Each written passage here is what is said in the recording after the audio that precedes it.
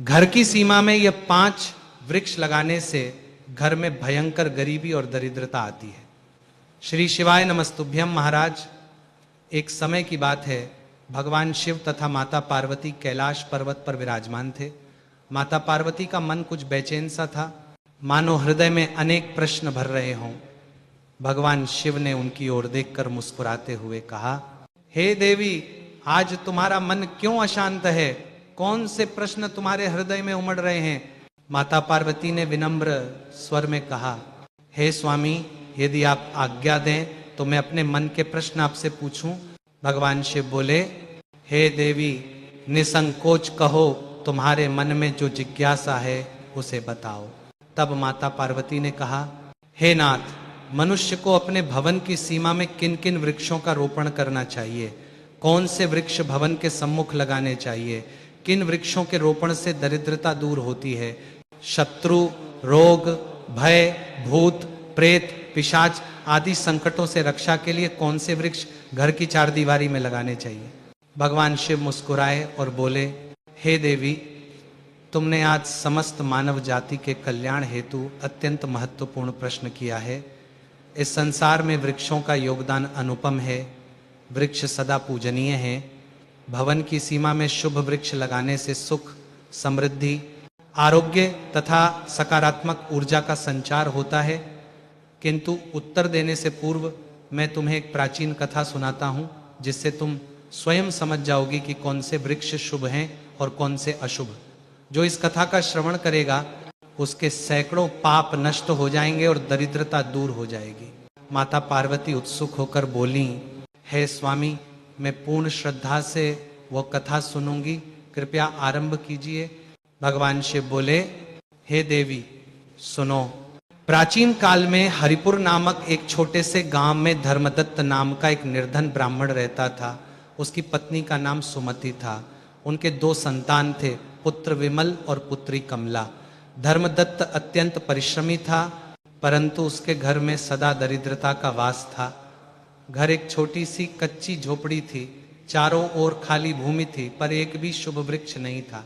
एक दिन सूर्यास्त के समय जब धर्मदत्त खेत से थक हार कर लौट रहा था, मार्ग में उसे एक वटवृक्ष के नीचे बैठे एक सिद्ध साधु मिले। साधु ने उसकी दयनीय दशा देखकर कहा, हे विप्र, तुम्हारे घर में कोई शुभ वृक्ष नहीं है, इसी से लक्ष्मी रुष्ट हैं। शुभ वृक्ष लगाओगे तो दरिद्रता भागेगी, अशुभ लगाओगे तो दुख बढ़ेगा। धर्मदत्त ने हाथ जोड़कर पूछा, हे महाराज, कौन शुभ है कौन अशुभ? साधु ने कहा, समय आने पर स्वयं जान जाओगे। इतना कहकर साधु अंतर्धान हो गए। घर पहुंचकर धर्मदत्त ने पत्नी सुमति को सारी बात बताई। सुमति बोली, स्वामी, कल से ही हम शुभ वृक्ष लगाना आरंभ करते हैं। अगले दिन प्रातःकाल उन्होंने पड़ोसिन से एक तुलसी का पौधा मांगा और घर के आंगन में पूर्व दिशा में लगा दिया। प्रतिदिन तुलसी को जल देने लगे, दीप धूप करने लगे। हे देवी, तुलसी लगाते ही 14वें दिन से चमत्कार होने लगा। धर्मदत्त को 2 गुनी मजदूरी मिलने लगी। घर में अनाज आने लगा। बच्चों के मुख पर मुस्कान लौट आई। सुमति बोली, स्वामी, तुलसी माता ने कृपा की है। इसके पश्चात उन्होंने उत्तर दिशा में नीम का वृक्ष लगाया। नीम लगते ही घर से रोग भाग गए। विमल का सदैव रहने वाला ज्वर चला गया। गांव में जब हैजा फैला तब भी उनका परिवार अछूता रहा। नीम की छाया में बैठकर सुमति नीम की पत्तियाल बनाती और गांव वालों को बांटती। इससे धर्मदत्त की ख्याति बढ़ी। फिर दक्षिण दिशा में आम का वृक्ष लगाया। आम लगते ही घर में मिठास छा गई। फल बिके, धन आया, बच्चे हृष्ट पुष्ट हुए। झोपड़ी अब पक्के मकान में बदल गई। पर हे पार्वती, अब अशुभ का समय आया। एक दिन एक यात्री ने धर्मदत्त को इमली का पौधा भेंट किया। धर्मदत्त ने बिना सोचे पश्चिम दिशा में इमली लगा दी। जिस दिन से धर्मदत्त ने उस इमली के पौधे को पश्चिम दिशा में रोप दिया, उसी रात्रि से घर का वातावरण बदलने लगा। प्रथम रात्रि तो सब सामान्य बीती, किंतु दूसरी रात्रि जब प्रहर रात्रि का अंतिम भाग था, सुमति अचानक चीख कर उठ बैठी। उसने कहा, स्वामी, मुझे स्वप्न में काली छाया दिखी जो इमली के पेड़ पर बैठी हंस रही थी। उसकी हंसी सुनकर मेरे रोए खड़े हो गए। धर्मदत्त ने समझाया, नींद का प्रभाव है, सो जाओ। परंतु सुमति की आंखों से नींद उड़ चुकी थी। तीसरे दिन से घर में छोटे छोटे संकट प्रारंभ हुए। सुबह जब सुमति रसोई में चूल्हा जलाने लगी तो लकड़ी जलते ही काली धुएं की बदबू आने लगी, मानो कोई जला हुआ मांस जल रहा हो। भोजन बन तो गया, परंतु जैसे ही थाली में परोसा गया उसमें से खट्टी दुर्गंध उठने लगी। विमल ने एक कौर मुंह में रखा और तुरंत उल्टी कर दी। कमला रोने लगी, माँ यह भोजन नहीं खाना। चौथे दिन धर्मदत्त अपने अनाज के छोटे से गोदाम में गया तो देखा कि सारी बोरी में कीड़े लग गए थे। जो अनाज कल तक ताजा था वह एक रात में सड़ गया। ग्राहक आए तो नाक सिकोड़कर चले गए। व्यापार एकदम ठप हो गया। पांचवी रात्रि को ऐसा भयंकर हुआ कि पूरा परिवार रात भर जागता रहा। इमली के पेड़ से एक ऐसी सरसराहट उठी जैसे सैकड़ों सांप एक साथ फुफकार रहे हों। कमला चीखी, पिताजी पेड़ पर लाल लाल आंखें दिख रही हैं। धर्मदत्त ने लालटेन लेकर बाहर झांका तो कुछ न दिखा, परंतु जैसे ही लालटेन की रोशनी इमली पर पड़ी पत्तियां एकदम स्थिर हो गईं, मानो कोई छिप गया हो। छठे दिन सुमति को ऐसा सिरदर्द हुआ कि वह बिस्तर से उठ न सकी। उसका चेहरा पीला पड़ गया। गांव के वैद्य जी आए, दवा दी, परंतु दवा का कोई असर न हुआ। वैद्य जी बोले, यह रोग नहीं, किसी अशुभ का प्रभाव है। सातवें दिन विमल स्कूल से लौटा तो उसकी पीठ पर लाल लाल कांटों जैसे निशान थे, मानो किसी ने कोड़े मारे हों। वह बोला, पिताजी रास्ते में किसी ने पीछे से मारा, परंतु मैंने मुड़कर देखा तो कोई नहीं था। आठवें दिन घर के मुख्य द्वार पर एक मरा हुआ कौआ पड़ा मिला। कौए के पंख उखड़े हुए थे और आंखें फटी हुई थीं। सुमति उसे देखकर बेहोश हो गई। नौवें दिन रात्रि को ऐसा तूफान आया कि लगा घर उड़ जाएगा, परंतु गांव के अन्य घरों में हवा भी न चली। केवल इमली का पेड़ झूम झूम कर हंस रहा था। उसकी शाखाएं घर की छत पर चोट कर रही थीं, मानो कोई अंदर घुसना चाहता हो। 10वें दिन धर्मदत्त की आंखों देखा कि इमली के तने पर एक काला सांप लिपटा हुआ था जिसकी आंखें लाल थीं। उसने लाठी उठाकर मारा तो सांप गायब हो गया, परंतु तने पर खून के धार बहने लगा। 11वें दिन सुमति ने कहा, स्वामी अब इस घर में नहीं रहा जाता, या तो हम इमली काट दें या घर छोड़ दें। धर्मदत्त भी अब पूरी तरह आश्वस्त हो चुका था कि सारा अनर्थ इसी इमली के कारण है। 12वें दिन प्रातःकाल धर्मदत्त ने कुल्हाड़ी उठाई और इमली को जड़ से काट डाला। जैसे ही कुल्हाड़ी तने में लगी, पेड़ से एक ऐसी चीख निकली जैसे कोई स्त्री कराह रही हो। काला धुआं उठा और हवा में विलीन हो गया। जब पेड़ गिरा तो उसकी जड़ों में एक पुराना मानव कपाल फंसा हुआ था जिसके दांत अभी भी चमक रहे थे। इमली कटते ही घर में तुरंत शांति छा गई। उसी दिन दोपहर को एक सेठ जी आए और बोले, धर्मदत्त मैंने सुना तुम्हारा अनाज बहुत उत्तम है, मुझे 10 बोरी चाहिए। धर्मदत्त ने कहा, महाराज अभी तो सारा अनाज सड़ गया था। सेठ जी ने गोदाम खुलवाया तो सारी बोरियां फिर से ताजा और सुगंधित थीं। सेठ जी ने 2 गुनी कीमत देकर अनाज खरीदा। उसी शाम सुमति का सिरदर्द एकदम ठीक हो गया। वह उठी, रसोई में गई और स्वादिष्ट भोजन बनाया। विमल के निशान गायब हो गए। कमला हंसते हंसते खेलने लगी। रात्रि को पूरे परिवार ने चैन की नींद सोई। 13वें दिन धर्मदत्त ने उस स्थान पर जहां इमली थी वहां गंगाजल छिड़ककर एक नया तुलसी का पौधा रोप दिया। 14वें दिन से फिर से घर में लक्ष्मी का वास हो गया। परंतु हे पार्वती, यह तो केवल इमली की बात थी। अब सुनो, इसके पश्चात धर्मदत्त ने और भी अनेक वृक्ष लगाए, कुछ शुभ कुछ अशुभ। उनके प्रभाव भी एक एक करके मैं विस्तार से सुनाता हूँ। अभियन इसके बाद उन्होंने घर के ईशान कोण में एक छोटा सा बेलपत्र का वृक्ष लगाया। बेलपत्र लगते ही घर में भगवान शंकर की कृपा बरसने लगी। विमल की बुद्धि तेज हुई, वह विद्या में प्रथम आने लगा। सुमति को स्वप्न में स्वयं भगवान शिव ने दर्शन दी और कहा, हे पुत्री सदा बेलपत्र की सेवा करती रहो। फिर उत्तर पश्चिम में उन्होंने अशोक का वृक्ष लगाया। अशोक लगते ही घर से सारा शोक दूर हो गया। पहले जो छोटे मोटे कलह होते थे वे समाप्त हो गए। पड़ोसी भी मित्र बन गए। इसी प्रकार एक बार उन्होंने घर के मुख्य द्वार पर बरगद का छोटा पौधा लगा दिया। बरगद लगते ही घर में भूत प्रेतों का बसेरा हो गया। रात को छत पर पैरों की आहट सुनाई देती। कमला को हर रात कोई गला दबाता। अंत में बरगद उखाड़ कर दूर जंगल में लगा दिया गया। तब जाकर शांति आई। हे देवी, इस प्रकार धर्मदत्त ने अपने जीवन में एक एक करके तुलसी, नीम, आम, बेल, अशोक, अनार, केला, आंवला, हरसिंगार, चंपा, मोगरा, जूही आदि शुभ वृक्ष पौधे लगाए और पीपल, बरगद, इमली, शमी, कैक्टस जैसे कांटेदार, बांस, गूलर, पाकड़ आदि अशुभ वृक्षों का त्याग किया। इमली और बरगद के अनर्थ देखकर अब धर्मदत्त अत्यंत सावधान हो गए थे। वे कोई भी पौधा लगाने से पहले सुमति से, गांव के बुजुर्गों से और कभी कभी स्वप्न में आने वाले उस साधु से भी पूछने लगे थे। एक दिन वसंत छतु के प्रारंभ में सुमति ने कहा, स्वामी, घर में अभी भी कुछ कोने खाली हैं। ईशान कोण में बेलपत्र तो है, परंतु आंगन के बीच में कुछ ऐसा लगाएं जो दिन रात सुगंध बिखेरे और देवताओं को प्रिय हो। धर्मदत्त ने हरसिंगार का एक छोटा पौधा लाकर आंगन के ठीक मध्य में रोप दिया। हे पार्वती, हरसिंगार लगते ही जैसे स्वर्ग का कोई द्वार खुल गया। प्रथम रात्रि को ही सैकड़ों सफेद नारंगी फूल जमीन पर बिछ गए। सुबह जब सुमति ने फूलों को उठाया तो उनकी सुगंध से सारा घर महक उठा। उस दिन से प्रतिदिन प्रातःकाल फूलों की चादर बिछती। सुमति उन फूलों से भगवान की माला बनाती और पूजा करती। सिर्फ 7वें दिन ही एक चमत्कार हुआ। विमल स्कूल से लौटा तो उसका हाथ सोने की एक छोटी मूर्ति पकड़े था। उसने कहा, पिताजी, रास्ते में जमीन पर पड़ी थी, वह मूर्ति माँ लक्ष्मी की थी। उसी दिन से घर में धन की वर्षा होने लगी। लोग कहने लगे, धर्मदत्त के घर में हरसिंगार की पावन सुगंध से लक्ष्मी जी स्वयं निवास करने आई हैं। इसके बाद उन्होंने घर के दक्षिण पूर्व कोने में अनार का वृक्ष लगाया। अनार लगते ही घर में संतान सुख बढ़ा। विमल की बुद्धि और तेज हुई। कमला का रूप निखरने लगा। अनार के फल इतने रसीले और लाल होते कि बाजार में सबसे ऊंची कीमत मिलती। एक फल बेचकर पूरा दिन का खर्च निकल आता। साथ ही अनार का रस पीने से सुमति का रक्त शुद्ध हुआ, उसका चेहरा दमकने लगा।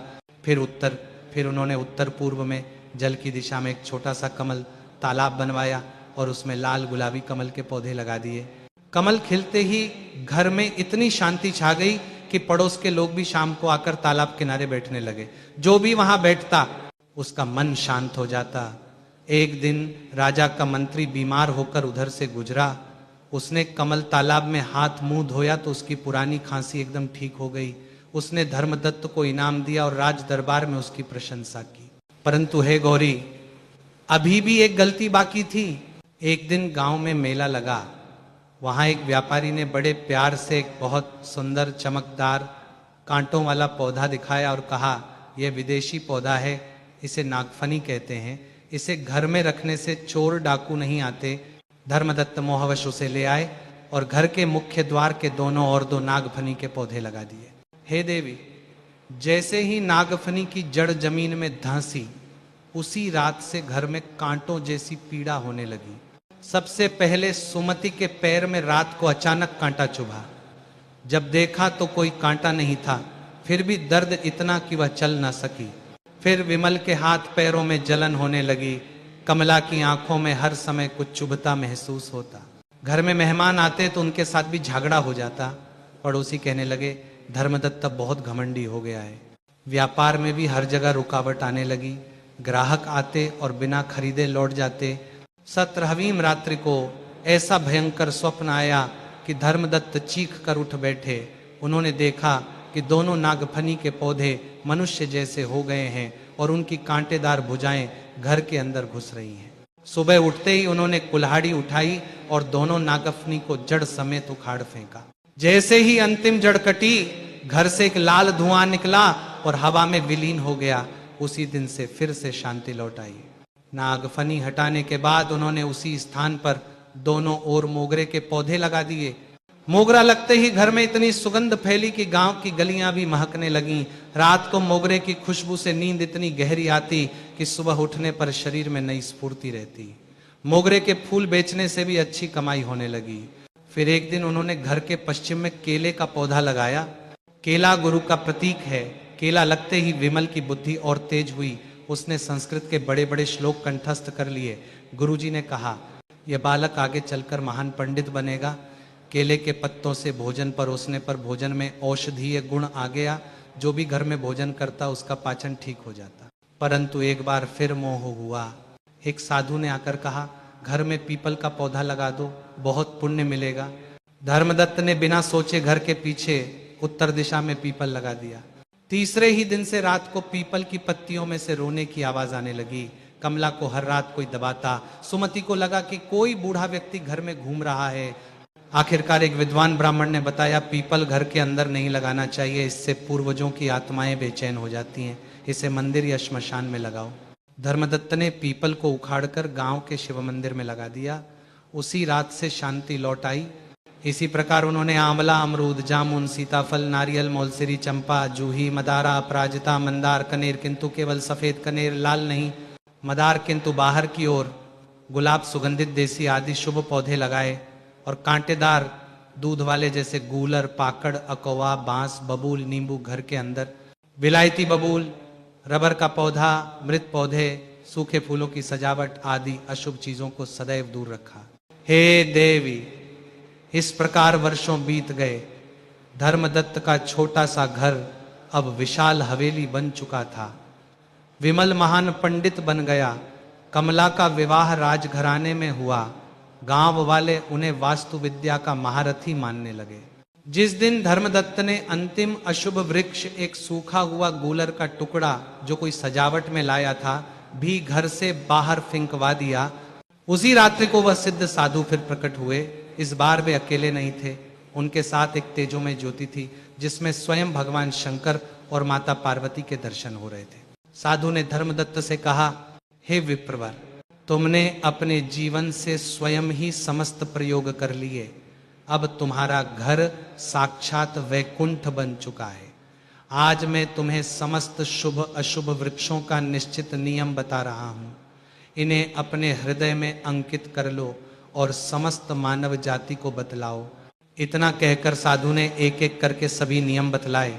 धर्मदत्त और सुमति हाथ जोड़कर आंसुओं से भीगे नेत्रों से सुनते रहे। साधु बोले, हे धर्मदत्त, सुनो, शुभ वृक्ष पौधे घर की सीमा में अवश्य लगाने योग्य। तुलसी घर के आंगन में या ईशान कोण में। यह साक्षात लक्ष्मी स्वरूप है। दरिद्रता, रोग, भय, पिशाच सभी भागते हैं। बेलपत्र ईशान कोण में भगवान शंकर की कृपा बरसती है। नीम उत्तर या पश्चिम में रोग, विषाणु, नकारात्मक शक्ति नष्ट होती है। आम दक्षिण में धन, वृद्धि और मधुरता। अनार दक्षिण पूर्व में संतान सुख, रक्त शुद्धि, सौंदर्य। केला उत्तर पूर्व या पूर्व में गुरु कृपा, बुद्धि वृद्धि। अशोक उत्तर पश्चिम में सारे शोक नष्ट। हरसिंगार पारिजात आंगन के मध्य या पूर्व में लक्ष्मी स्थायी निवास करती हैं। मोगरा, जूही, चंपा, मौलसिरी, गुलाब, देशी, सुगंधित, अपराजिता, मंदार जहां स्थान हो घर में सदा सुगंध और प्रेम रहता है। आंवला पश्चिम में आयु, आरोग्य और पुण्य। कमल या जलकुंभी जल स्थान में शांति और समृद्धि। मनी प्लांट केवल हरा सा बिना फूल वाला उत्तर में घर के अंदर धन वृद्धि। सफेद कनेर, सफेद मदार बाहर की ओर रक्षा करते हैं। ये वृक्ष घर में सुख, शांति, आरोग्य, धन, संतान, कीर्ति सभी देते हैं। अशुभ वृक्ष पौधे घर की सीमा में कभी न लगाने योग्य। इमली खटास, कलह, दरिद्रता लाती है। पीपल, बरगद, गूलर, पाकड़ घर के अंदर लगाने से भूत, प्रेत और पूर्वजों की आत्माएं बेचैन होती हैं। ये मंदिर, नदी, तट या शमशान में लगाओ। नींबू घर के अंदर कलह और क्षण बढ़ाता है। बांस घर में अशांति और शत्रु। बबूल, नागफनी सभी कांटेदार पौधे शत्रु, चोट, रक्तपात। दूध वाले वृक्ष आक, रबर, गूलर आदि विषैली ऊर्जा। सूखे पौधे, मृत फूलों की सजावट, मृत्यु ऊर्जा। बोनसाई जीवन की वृद्धि रोकता है। लाल कनेर विषैला। विलायती बबूल, यूकेलिप्टस जल सोखते हैं, घर की समृद्धि सोख लेते हैं। इतना कहकर साधु ने धर्मदत्त के मस्तक पर हाथ रखा और बोले, आज से तुम्हारा घर साक्षात कैलाश बन गया है। जो मनुष्य इन नियमों का पालन करेगा उसके घर में सदा शिव और माता पार्वती की कृपा बनी रहेगी। इतना कहते ही साधु और वह तेजोमय ज्योति अंतर्धान हो गए, केवल एक दिव्य सुगंध रह गई। इतना कहकर भगवान शिव ने माता पार्वती की ओर देखा और मुस्कुराते हुए बोले, हे गौरी, यही वह कथा थी जो मैं तुम्हें सुनाना चाहता था। अब मैं तुम्हारे प्रश्नों का सीधा उत्तर देता हूं। तब भगवान शिव ने माता पार्वती को वही नियम दोहराए जो साधु ने धर्मदत्त को बतलाए थे और अंत में बोले, हे देवी, जो मनुष्य इन शुभ वृक्षों को श्रद्धा से लगाता और अशुभ से दूर रहता है, उसके घर में मैं और तुम सदा निवास करते हैं। उसके घर में कभी दरिद्रता, रोग, कलह, भय या नकारात्मक शक्ति नहीं टिकती। उसके घर की रक्षा स्वयं गणेश, कार्तिकेय, लक्ष्मी, सरस्वती और हम दोनों करते हैं। माता पार्वती ने प्रसन्न होकर भगवान शिव को प्रणाम किया और बोली, हे नाथ, आज आपने मानव जाति पर बड़ी कृपा की है। भगवान शिव बोले, हे पार्वती, जो इस कथा को श्रवण करेगा या इन नियमों का पालन करेगा, उसके 7 जन्मों के पाप नष्ट हो जाएंगे और उसका घर सदा हरा भरा, सुखी और समृद्ध रहेगा। तो भक्तों, यदि यह जानकारी उचित लगी हो तो वीडियो को लाइक और चैनल को सब्सक्राइब जरूर करें। धन्यवाद।